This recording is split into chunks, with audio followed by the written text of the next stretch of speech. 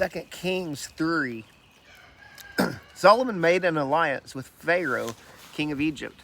By marrying Pharaoh's daughter, Solomon brought her to the city of David until he finished building his palace, the Lord's temple, and the wall surrounding Jerusalem. However, the people were sacrificing on the high places because until that time a temple for the Lord's name had not been built. Solomon loved the Lord by walking in the statutes of his father David, but he also sacrificed and burned incense in the high places. The king went to Gibeon to sacrifice there because it was the most famous high place. He offered 1,000 burnt offerings on that altar. At Gibeon, the Lord appeared to Solomon in a dream at night.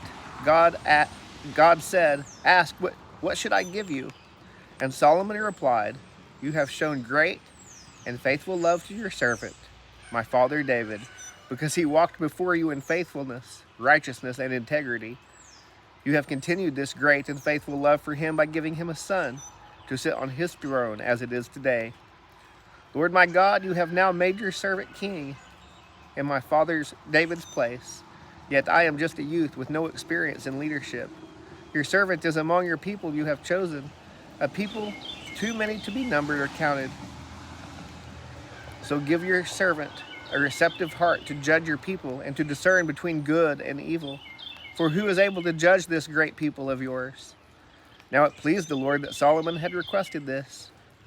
So God said to him, "Because you have requested this and did not ask for long life or riches for yourself or the death of your enemies, but you asked discernment for yourself to administer justice, I will therefore do what you have asked. I will give you a wise and understanding heart so that there has never been anyone like you before and never will be again. In addition, I will give you what you did not ask for, both riches and honor, so that no king will be your equal during your entire life.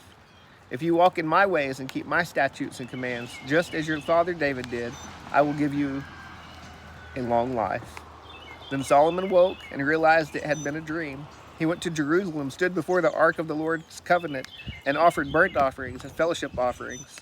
Then he held a feast for all his servants. Then 2 women who were prostitutes came to the king and stood before him. One woman said, "Please, my lord, this woman and I live in the same house, and I had a baby while she was in the house. On the 3rd day after I gave birth, she also had a baby, and we were alone. No one else was with us in the house, just the 2 of us were there. During the night, this woman's son died because she lay on him. She got up in the middle of the night and took my son from my side while your servant was asleep. She laid him in her arms, and she put her dead son in my arms. When I got up in the morning to nurse my son, I discovered he was dead.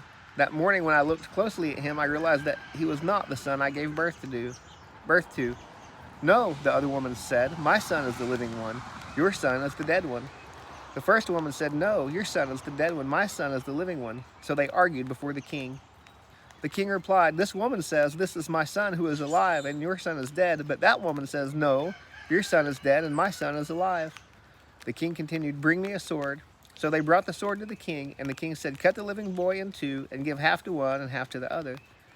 The woman whose son was alive spoke to the king because she felt great compassion for her son. My lord, give her the living baby, he said, but please don't have him killed. But the other one said, he will not be mine or yours. Cut him in two.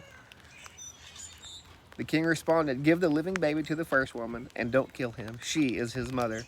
All Israel heard about this judgment the king had given.